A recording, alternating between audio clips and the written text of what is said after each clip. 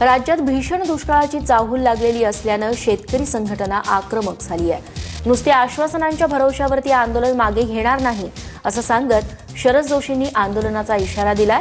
30 तारखेला नागपुरात मुख्यमंत्र्यांच्या घराला घेराव घालण्याच्या घोषणा यावेळी जोशींनी दिलेल्या आहेत। आंदोलनाच्या आधी मागण्यांवरती तोडगा काढण्यासाठी शरद जोशींनी मुख्यमंत्री देवेंद्र फडणवीस यांची भेट घेतली। शरद जोशींच्या मागण्यांवरती सकारात्मक विचार करू असं आश्वासन यावेळी मुख्यमंत्र्यांनी दिलं। सरकार शेतकऱ्यांच्या पाठीशी आहे, मात्र सरकारची सध्याची आर्थिक स्थिती पाहूनच मदतीविषयी निर्णय घ्यावा लागेल असं मुख्यमंत्र्यांनी म्हटलंय।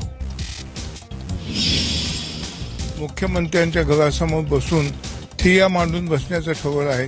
त्याला पोलिसांनी परवानगी दिली नाही, तेव्हा पोलीस आमच्या विरुद्ध काही जे ऍक्शन घेतील ते आम्ही सविनय कायदेभंगाच्या तत्वाप्रमाणे ते आम्ही मान्य करून घेऊ। पण आंदोलन होणार।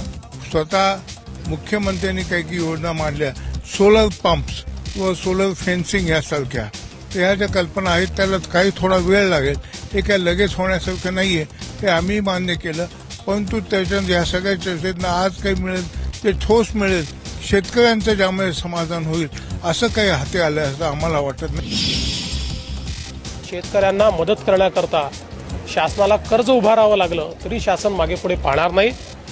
शासन पूर्णपणे शेतकऱ्यांच्या पाठीशी उभं राहील। विजेच्या मागण्यांवर, वेगवेगळ्या मागण्यांवर अतिशय सकारात्मक अशा प्रकारची भूमिका आम्ही मांडलेली आहे आणि मी त्यांना आव्हान केलं आहे की इतकं सकारात्मक शासन असताना त्यांनी अशा प्रकारचं आंदोलन करू नये। आज जवळजवळ 26,000 कोटी रुपयाचं रेव्हेन्यू डेफिसिट या शासनाला मागच्या शासनाने दिलेलं आहे आणि शासन आम्ही हातामध्ये घेऊन 1 महिना देखील पूर्ण झालेला नाही, तरी देखील शेतकऱ्यांकरता जे जे शक्य असेल ते सगळ्या गोष्टी करायची शासनाची तयारी आहे, हे मी त्यांना सांगितलेलं आहे।